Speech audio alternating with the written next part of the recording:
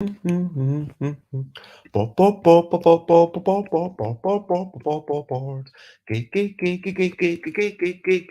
Games. Board games. Board games. I might be talking about deck construction games, but I'm not gonna shout. What does that mean? Deck constructing. It's totally different from deck building. One's before the game and one's during it. I'm not saying that one's more of a hit, but there are different things, and I'll talk about this. Board games, board games. I've got some terms I've got to list. Hello, good morning, good afternoon, good whatever it is, wherever you are. 10 a.m. is UK time, time for Busy Beats and Board Game Blether. And today I'm going to talk a little bit about what I did yesterday and go through all the stuff I playtested. But the big thing is that I finally got a first prototype made and playtested 3 times. And we played 3 games. Well, I didn't play one of the games because I would rather watch other people playing the games. That seems like a way better thing to do. Anyway, so I finally made a deck construction game. So, what is a deck construction game? Actually, yeah, what is it? So, a deck construction game is a game where you've got a bunch of cards, and before the actual game starts, there's some rules saying, hey, in Magic the Gathering, for example, it says you can only use these cards from maybe like the latest 2 years, and you can only use 4 of each copy of a card, and it needs to be at least 60 cards in your deck.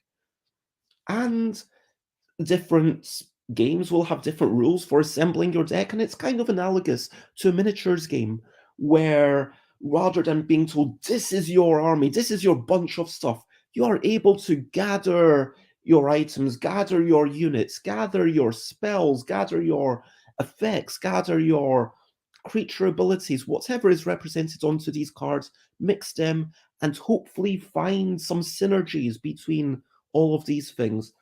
Hopefully, the cards will. And what makes a good deck construction game? I think it's when it's non obvious what you want to do. So it can't just be, hey, this is a better card, I'm going to use that. There needs to be some situational things. It's like how much. And one really nice thing that Magic the Gathering does is the pushing you in different directions. You can't just take everything. Different types of resource systems are so good for the game. And I think that's a really powerful thing. I think that, yeah, I said that I would quickly talk about what CCG, TCG, LCG, ECG means. And so, first, yeah, I'm going to say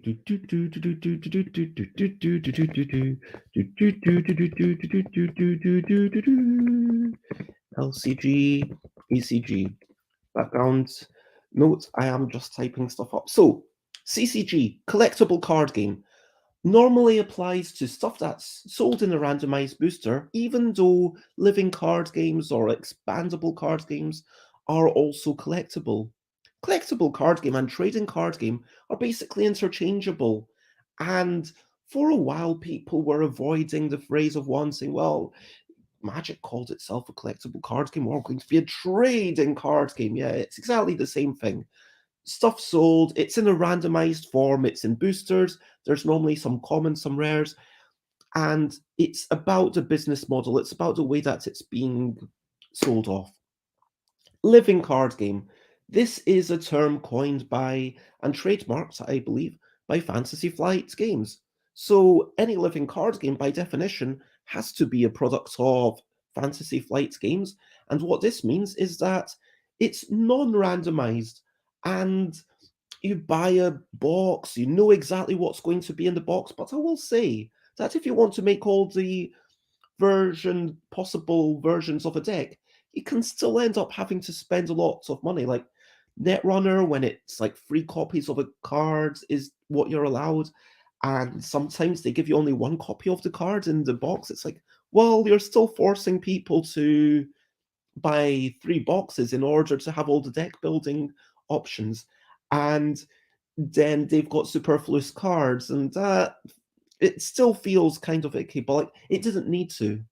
I mean, they could have had 3 copies of every card, but these are primarily about the business model, about the distribution, and expandable card game. Again, it's essentially interchangeable with living card game, except that this is a non-trademarked term, and it means exactly the same thing. That stuff is going to be released in non-randomized products. That's essentially what they all mean. So let me talk a wee bit about recent highlights, living life and seeing the sights. Recent highlights, playing games and other delights. Recent highlights. Yesterday, lovely day, and it's of course started off with a bit of playtesting. I managed to get up early, went to the National Theatre where we do all our playtesting these days, and I personally started off with a game by Sebastian Bleasdale, probably better known for heavier stuff like On the Underground or um, Keyflower, and let's get rid of that. So this is a game from Sebastian Bleasdale. Some people take turns to color in stuff, and then a judge just tries to allocate words to the different pictures, and artists are trying to be obvious as they can, and the judge is trying to be correct. And yeah, typical type of thing.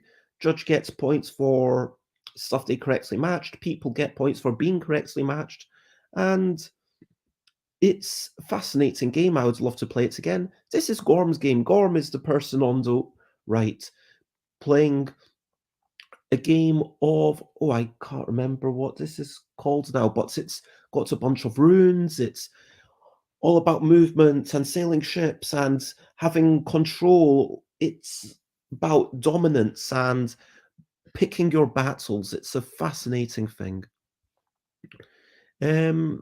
We carried on with a few other games in the second round.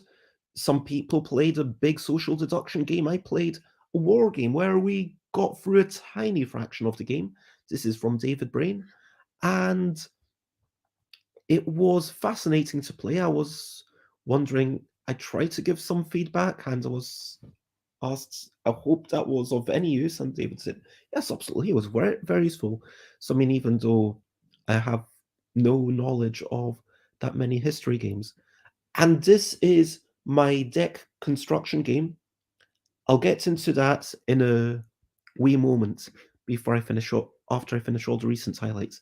And to finish off, I was treated to this wonderful supper, and we played Surrealist Dinner Party, a game I did enjoy, but halfway through the game, it kind of felt a bit flat.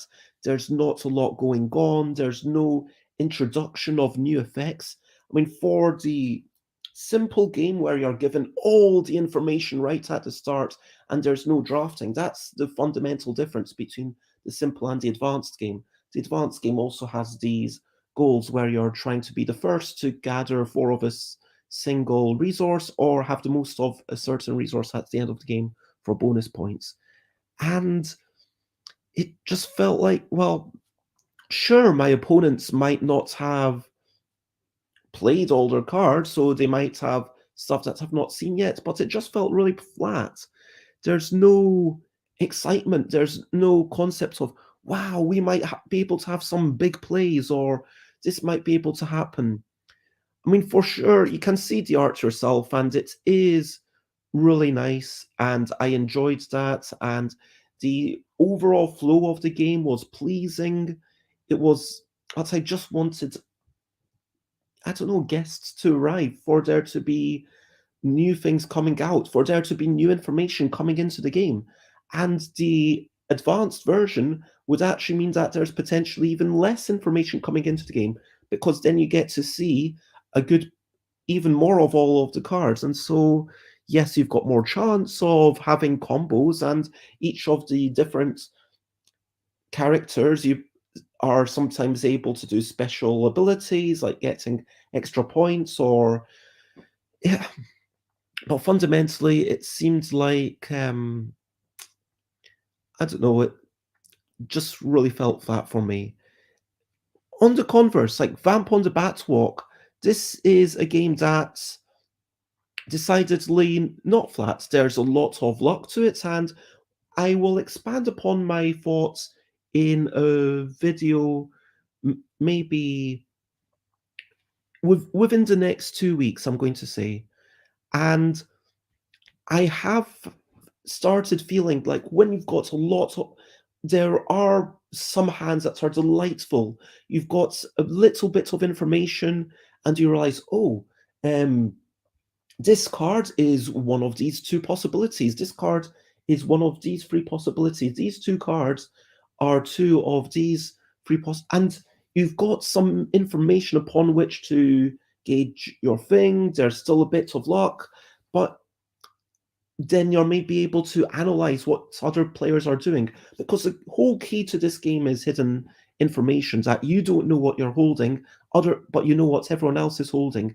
So you can try to analyze what you're holding by observing, by deduction, but also by induction, by gauging it based on how other people react. Maybe a slip of the tongue, maybe someone ponders a little bit, or maybe someone plays something that makes you think, well, if they thought that they had a winning card in that color, that means that I don't have that particular card in that color, which means that I probably have the other card in that color. And it's wonderful. But then occasionally, I mean, like when I say occasionally, like a good portion of the time, it feels like you get a whole swathe of one color and you've got no information about it, and it just feels, yeah. So it is a little lower agency than I would like, but just slightly lower. But there's still enough excitement and joy that I think it's a good quality game. Anyway, that was my recent highlights, and I'm going to say a brilliant thing. Brilliant thing. What's a little thing which is brilliant is, yeah, I'm going modularity, um, bringing things together. When it's a case of, hey, you've got A and B and C, but you could combine them. You could combine A and B, and maybe that gives a different result to combining, like, meaningfully. If you combine two of them, then that's going to be more than the sum of their parts, and synergies. That's a really important thing that, yeah. Now, going back to my own game, this is what I'd like to talk about for 10 minutes. And as always, if you've got any comments, questions, then please chuck them in. I always answer any respectful comments or questions. Um, so, what's going on here? My design goal right now is to make a financially accessible deck construction game. My design goal is that, so going to a CCG pre-release, it's fun, it's nice. You get to night with some people and you pay your money, you get a bunch of cards and you make your deck. You feel like you've had the joy of deck construction. You play with a whole bunch of people and it's lovely. But then at the end of it, you come away with a deck that's kind of underpowered. But what if 50 cards, 50-ish cards, like it could be 60, I don't know, but something of that order is enough to have a solid deck construction experience. Now, this is something that I've been pondering for, a good part of a year, and I think it was late October that I was seriously starting to chat to other folk about it and say, yeah, this is something that I'm going to do. And what that means is that if it's 50 cards, then, well, the 20 cards needs to be a decent deck size, because then that means that you're picking 40% of the cards, and you've got some options with that. You've got some options with what to keep and what not to keep. If it was just 50 cards and you make a 40 card deck, then that's barely deck construction. That's just choosing 10 cards to discard. I want people to be like, wow, I've got some serious choices going on here. So how can I make a 20 card deck work? What would that look like? Well, I mean, the truth is that a lot of games, even if it's 40 cards, they don't get through all of them. And so the question becomes, how can you make it so that there's enough choices on these 20 cards? Like in terms of time, you could have a state where maybe the discard pile is automatically shuffled back in. That could be a possibility. But then how are you sure that the game's actually going to end? So I do like this is a thing. And then if you've got cards that shuffle the discard pile back in, that could be problematic if you get into an infinite loop and people are stalling literally forever. You want something to make sure that the game ends, which is why the Magic the Gathering system of run out of cards you lost is a really clean and simple one. Within those 20 cards, what I've got is that most of the cards are multifunctional. So you see one half of the cards here, and the other half of the cards has a little text. So it's kind of like you either play this as a permanent thing on your board, and that might cost some resources, or you play the other half, and the other half allows you to get some sort of ability. And the other half could be any sort of spell. It might be get more resources, or it might be destroy stuff, or it might be attack again, or play extra cards, draw, anything. I mean, that's the basic rule of these kinds of games. I want the cards to change it up as much as possible. And what I've currently got in terms of the modularity is, so these cards are going to be domino shape, domino size, like a 2:1 ratio, where you start off with a base and then you put that down, whether it's a creature or a gizmo. And here you can see a couple of creatures that just have a mouth added to them, and one of them also has a leg. And then the gizmo in the top, it's got like little bits on the left and right where it's generating resources. And currently I've got gizmos that are generating resources and creatures that are attacking and also potentially stealing, and that's kind of what's going on. And hello, Fraser, lovely to see you. Yes, exactly. So you can modify cards with other cards. That's the whole idea here.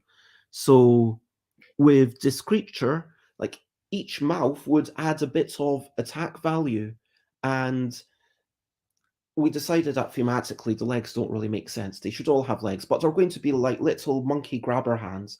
They're going to be like little grabby hands, and in the grabby hands allow it to maybe steal stuff. But what right now I'm working on the inherent rules of the game, and yeah, this is, I mean, a lot of the stuff that I've done has been fairly ambitious, let's say. A lot of the Bezi bargain bags are about reducing the opportunity for me to say, no, this is too much. It's just like, yeah, don't worry about it. Just get it out there for a fiver. People can enjoy it.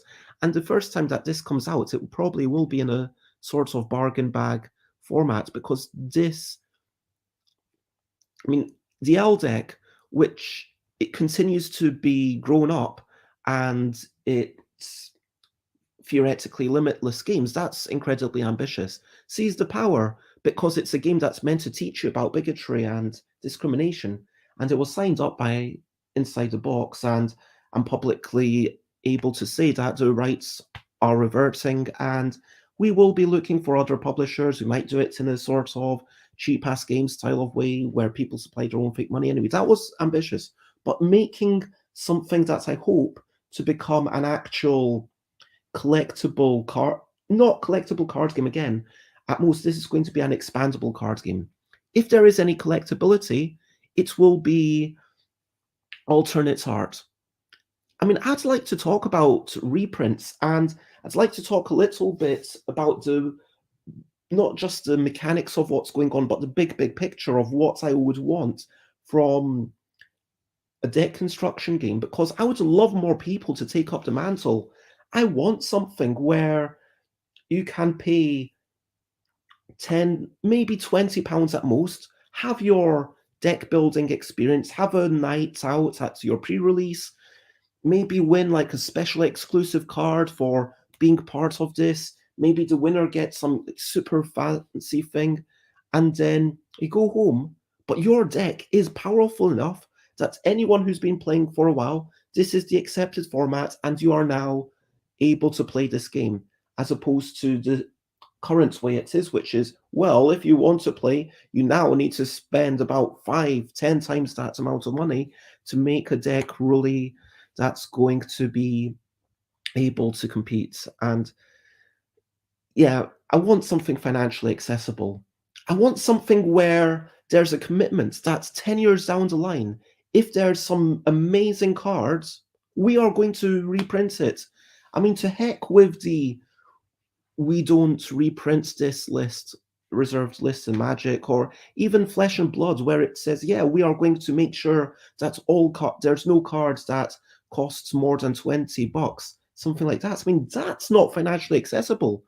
I want it to be the case that if you spent, like, I don't know, 50 quid or something like that, you'd have access to like so many things, and you'd be really able to compete at the top level. Like, you'd have all the basic items. It's been proven time and time again that reprinting stuff doesn't make the prices of the old cards plummet, because people still see value in having that first printing, in having that nice alternate art. And so for me, that is the key, to have that secondary market and to have the real collectible prizes be the things that are given away as part of that organized play.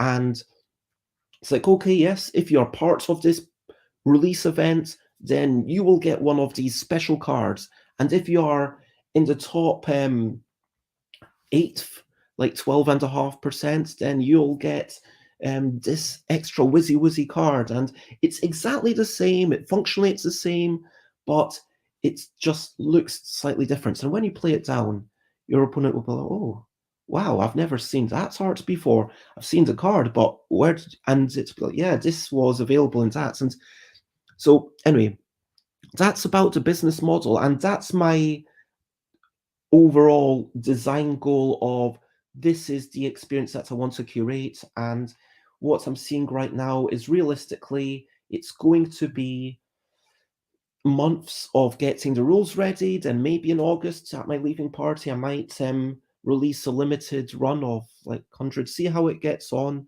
And it's important to have people engage with the deck construction. But right now, to start it off, what I did was ignore the deck construction completely and just say, is the overall framework of the game working? Because there's almost three parts to the, well, design of the game. I was going to say there's three parts of the game, but then there's obviously the arts and the publishing and the distribution model and organized play. Like, that's such a big thing. Like, the design of it's like a tiny fraction. But in terms of the design, like, you've got your overarching rules of the game. How does the turn structure work? What's the win objectives? What's going on here? You've got your card design. What are the cards able to do? What can you expect on a typical card? How far does it push it? And let's make some brilliant cards. And then thirdly, it's the deck construction rules. Now, I think what I'm decided for the deck construction rules is it is literally just singleton. You can have one copy of each card in your deck and 20 cards or more. That's the rules. That seems workable. And potentially, I might say you can have multiple copies of any given base. The card design, I made enough just to test the game. And I drew about, well, I made two 20 cards decks. That's how I made it. I got two people to play them while I watched. There were clearly problems, but it was fun enough that they enjoyed playing it a couple of times, swapping decks in between the games. And after the second game, we had a long chat where I asked them to share some things they loved. Because all too often, we say, okay, what's something you didn't like? And looking at your game from the point of view of, well, what do I change about it, is helpful for sure when you're getting towards the end of the process. But certainly early on, it's kind of just a case of looking at it and saying, well, is there anything here? Because this isn't my only idea. I mean, I'm sure if you're a game designer, you've got lots and lots of ideas, and it doesn't really behoove anyone to get fixed with even the central concept of that game. I think that if something is, well, sure, everything I've spoken about so far, the business model, the financial accessibility, that is the central concept. But the modularity, if they hadn't said this is something we absolutely love, then I would have ditched it. It would be like, well, that doesn't quite work. Let's go on to the next thing. And then the list of things they loved, I wish I had my notes right here. But the key things were the two types of things that you grow, the creatures and the gizmos, having them function in slightly different ways. The fact that there was a slightly different flavor, like these gizmos are generating things, and then the creatures are attacking and doing stuff. And they liked the multifunction nature of the cards. They liked the fact that the cards offered them choices. And they also liked the fact that, and that was basically the bulk of it. And so the modularity is working. The domino card strategy is working. But then they never said they liked the. I mean, I just picked, okay, what's the actual win condition? Either you reduce your opponent to 0 life, or you generate a good number of resources. If you generate 20 resources, you win. Game 3, we did change some massive things. I started saying, okay, you can discard any card in order to get one resource. It's not great, but you can do it if you want. And I started saying, okay, creature attacks work in a different way. Before, creatures could only attack or steal, but now they can do both. They can do everything all in one go. And I made a few new cards just so that there is a card that can completely destroy a gizmo, and a few more ways to get in your opponent's face. So obviously the card design and core rules design have to happen somewhat in tandem, but then I also changed it so that when you attack with a creature, it doesn't reduce life equal to its power. I mean, current as it was, like the power was eyes give you 1 power and mouths give you 2 power.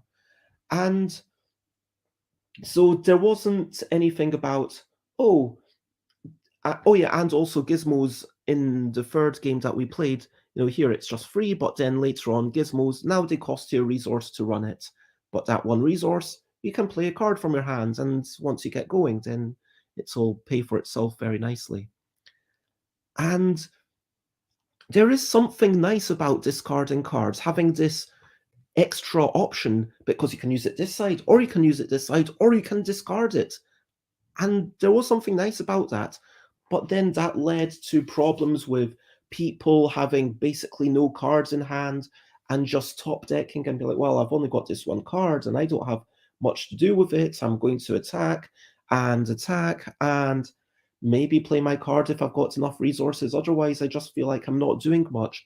And that's a big problem. So there are lots of problems that have to work out. And there's lots of stuff that I want to try out. I mean, some people say, oh, only change one thing at a time. To those, I say, like the first time that you try a game, you've changed everything about it. So even if you changed 80% of the things about that game, it's still less than a brand new game. So like, feel free to change as much as you want. Like, sure, after a while it might start solidifying, but I'm all for, even towards the end of a design process, making sure that you're not shy of making some, what I call, big, crazy changes, although maybe crazy is the wrong word, like big flamboyant changes, like really shake things up and sometimes really make sure that you don't do something just because you've done it that way. And to look, say it's lovely to see. I hope you're generally well. Lots of love. So, yeah, this is started. I'm probably going to spend a bit of time either today, maybe tomorrow, looking through all of these things, pondering what should go on. The big change that I would like to make for the next playtest, which was suggested, was that creatures have to be complete before you're able to use them. And that makes sense. Okay, something that's mechanical, it can't be just left empty. But if something has a flesh component to it, then you need to kind of finish your creature and it needs to be finish it needs to finish germinating before you send it off to battle or to steal resources or whatever you want your creature to do. And I think that this then offers some interesting design space of, do I start with a creature with only one slot so I can get it out there and start attacking straight away? Or do I have some creatures with 4 slots so I can get like a big creature, and once that's out, then I'm going to start stomping on all of the little things? And yeah, I'm going to change the rules continuously, but it feels like for now, the one thing that is definite about this game is the modular nature, tucking cards underneath, paying those resources, and having stuff. And possibly with more of these cards, there should be special effects on more of the mouths, or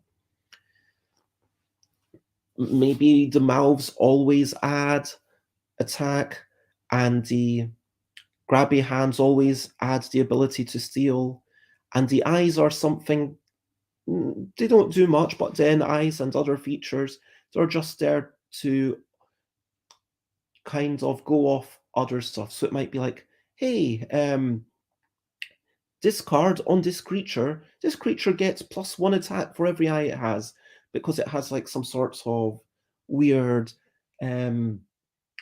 gargoyle's mirror. No, not gargoyle's mirror. What's Medusa?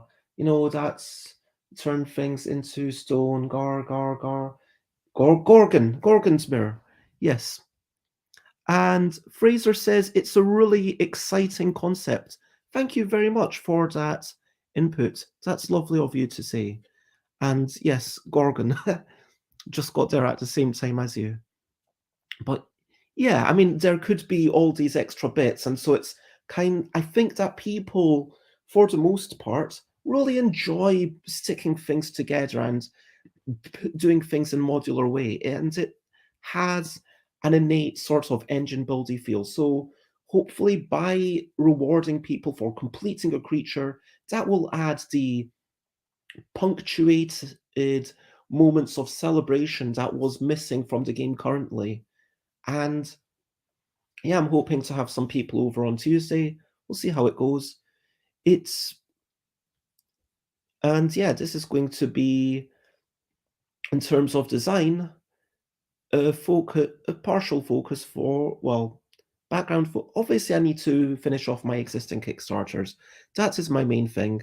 And when I have the energy to do that, it's going to be of get these games done. But other than that, it feels like this has to be something that, let's aim to get a first. What my current aims are is to try out different rule sets for the next few weeks, see how it goes. One of the playtesters said that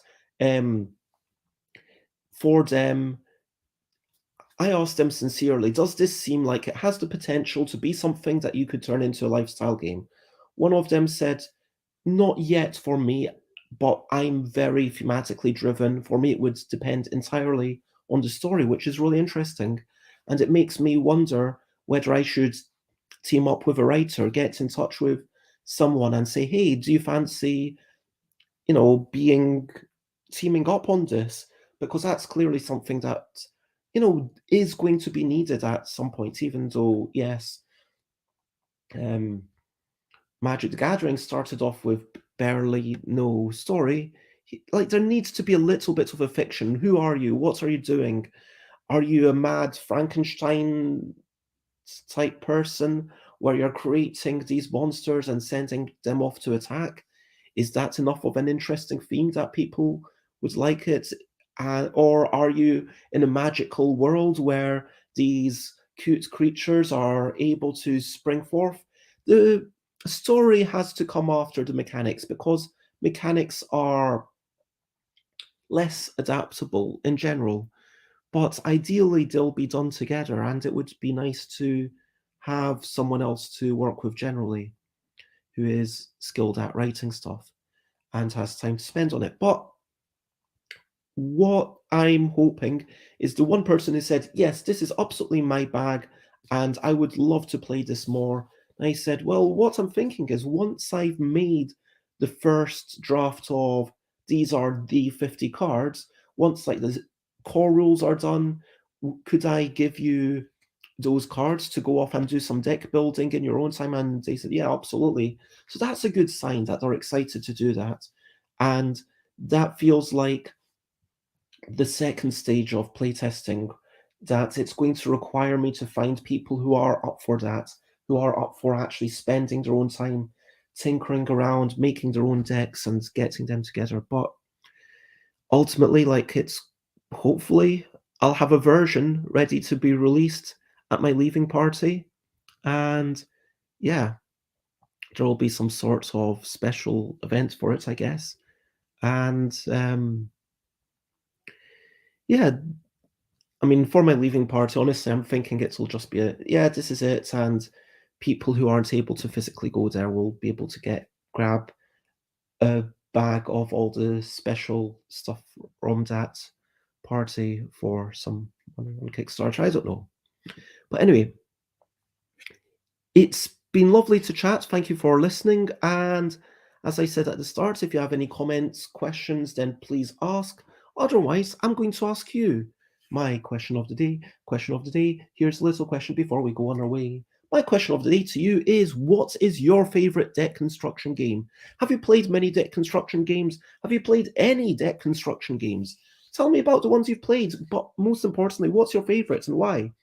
So for me, I would say my favorite deck construction game, like, I've played a bunch. I've played about 5 that I can't remember the names of. The ones I can remember are Magic the Gathering, Netrunner, of course, like, then Huntic, that's my favorite. World of Warcraft, CCG. I've played a few digital things, but like, also there was a time where all the discontinued things that's really and Pokemon. I was like a Pokemon champion at one point, and it doesn't really mean much. It just meant, honestly, it is, at least at when it was first released and even later, it was like, Bill, draw 2 cards with no cost. Obviously, that's an overpowered card. Come on. And for me, actually, Pokemon was a very disappointing card game. But I think for me, the best one was Huntic. But the way that we played it, which was get the starter deck, each one of us, and you can use any of the cards you want, any deck size you want. Technically, you're meant to only have good or only have evil. And the starter deck had these 2 different decks in it. The idea being that you'd buy one, and that would be for 2 people, and then each person would go off and buy their own boosters and stuff. But because it was being discontinued, and I got all of these starter decks for I got 3 of them, I think, for maybe £2 each. And so it's like, okay, great. here, best friend, you have one, I have one, and we'll make a deck each using any cards that we want from here. Let's play it. And in Hunting, there's a bit of actual movement in the game. So there's a one-dimensional map, like just a straight line. And it's not just destroy all your opponents. Actually, the objectives vary from game to game, which is fascinating. And the key mission which you got in that starter deck was a capture the flag thing, but an asymmetric one. One person's just trying to keep the object in their own side. The other person has to come over almost all the way to the other side, grab the thing, and then starts going back. And it's a really interesting thing because now it's not just about how good are you at combat with your characters, it's also about how quick are you at moving around. It's about the positioning, and it brings a lot more to it, and that was definitely interesting for me. Of course, the mind games of Netrunner are kind of cool, but yeah, for me, playing with that small a card pool and saying, okay, we've got this many cards, I can really wrap my head around it and work out, okay, by removing this one card, it makes a big difference. That for me was my favorite formats ever. Fraser says, the Pokemon trading cards game is my only experience with deck builders or deck construction games. I mean, technically, deck building games are games where you build your deck during the game. As well, it was originated with Dominion, but you can also see that in Ascension and many other games. But yeah, I keep forgetting names. There's the Stone Powers, not Power Stone. But yeah, deck building means that it's during the game that people start off with stuff and then they add stuff to their deck. They maybe remove stuff to their deck. I mean, Abandon All Artichokes is a really interesting take on it, where it's about it's as much about getting rid of your stuff as it's about acquiring, because normally your deck does grow. And Fraser says, my only experience with deck construction games is the Pokemon trading card game, mainly because they're all prohibitively expensive. Yes, that's the thing, and I think that there are two factors to this. There is the fact that there's a lot to learn, and as a lifestyle game, okay, sure, you're fine with the fact that there's 1,000 cards released per year, but as someone who maybe wants to play other games and wants to do other things with their life, you just can't get a handle on this. And then there's the other side of, yes, the money, which is way too much. And the question is, if you do have a deck construction game with a really small card pool, is that going to be inherently limiting its growth potential?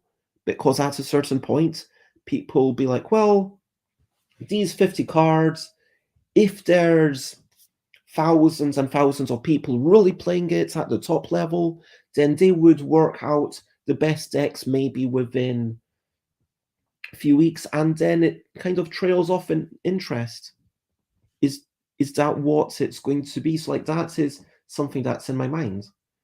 But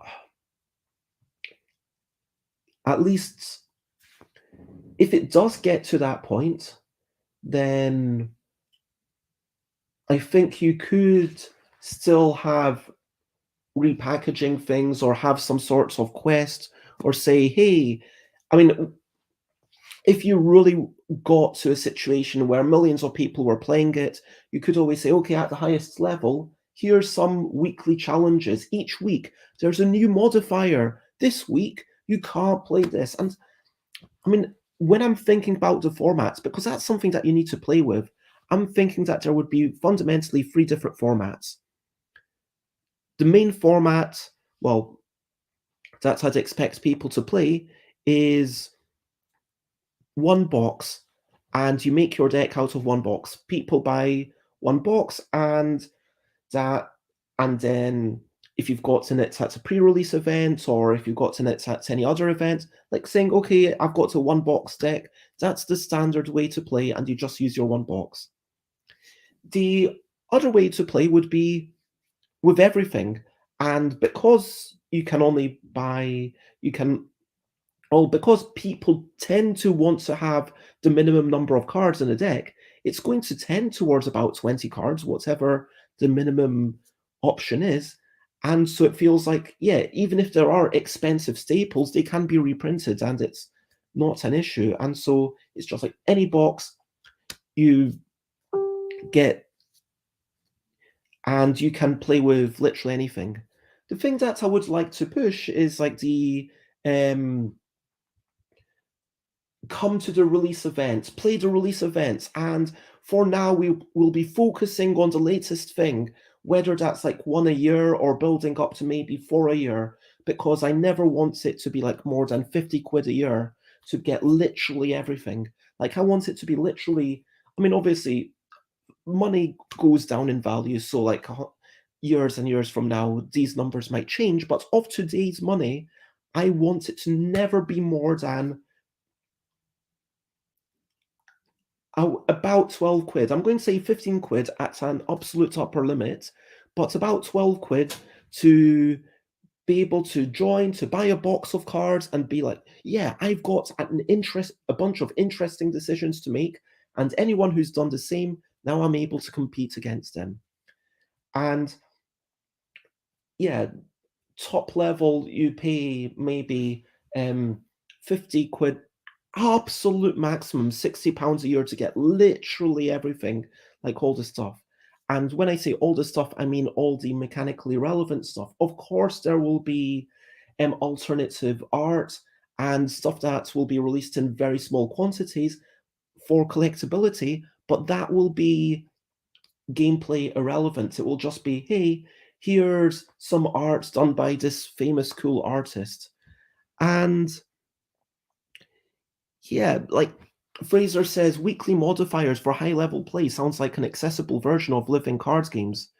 Yeah, I mean, potentially, if there was a situation where we got so many players that everyone was like, hey, cool, let's try it out. And then like, if we look at magical Christmas land, what I am imagining is when you go to each event at a store, there'd be like weekly events. I don't know what day of the week it would be, but you'd go in and it'd be like, yeah, this week we've got this cool card. And so there'd be like 52 cards a year, maybe to collect, and like, or maybe some things that are just there for the local winners. And it'd be like, okay, this week the challenge is to make a deck that has it that has you have to use this particular card, and then this week the challenge is you cannot use this color, and then the next week, like, the challenge is you are going to change the rules so that you get like free extra life. And this would be a fun way to be like, yeah, if I really want to spend every week and all the time playing this game, then that's what I would go. But that's the kind of exciting, everyone's committed, everyone's doing a new deck every week, but the standard is just, yeah, what's the latest box? Buy that, spend 12 quid, make a deck out of that. And you would, and even if it rotates after like however long, people would be, oh, this is a one box deck. Okay, it's going to be roughly equal in power to the other box. But if you want to keep up with everything, just buy the box and then go to the cafe. And I'm imagining that it would be something where they would charge some amount, but then give you like a free drink and also the cards, and the publisher would be benefiting by having continuing to build its fan base. But yeah, this is my really lofty question of the day. Well, goal right now. So over to you. What's up? So you can share button if you want to. I am going to have a chat with Fraser in a wee bit, and then shower, get outside, get hairs ripped out of my face, because I've been growing it for a while to get waxed. And yeah, I've got a bunch of things that I really should do, like organize my attendance at Friendly Board Game Convention next week, and yeah, organize like date, just make little Facebook events and tell people what I'm going to be up to at all day things. But to recap and wrap up before we finish up, I'm going to say that deck construction games are great, and having the time, what I love about deck construction games is spending a little bit of time away from the table, thinking, what could I change about this thing? It's like Lego. Sure, whatever you're making depends on the pieces that have been put there, but you could be crafting something that the designer of the game or any of the players of the game would not have expected. And you feel like you have a sense of discovery. And as you're tinkering, you feel like, oh, maybe I could remove this and add this and remove that and add that. I love this aspect. And currently, almost every deck construction game is kind of expensive. Like even board game, like even the ones where it's like, yeah, spend 50 quid and then you get this big thing, even that's kind of expensive, to be honest. I want something where you can spend like 24 quid for the two of you, say, hey, I've heard that this is good. Let me buy one for me and one for you. Let's spend a bit of time working on stuff ourselves and try it out, see what happens. And yeah, I would really like to see that and make that happen. And yeah, I think that there's a lot more that could be done with deck construction. So if you want to check me out, I'm Stuff My Beds in all of the places. Tomorrow I am having an exciting chat with Glenn Ford, who's a regular on the Board Game Geek thread, worst Kickstarter ever.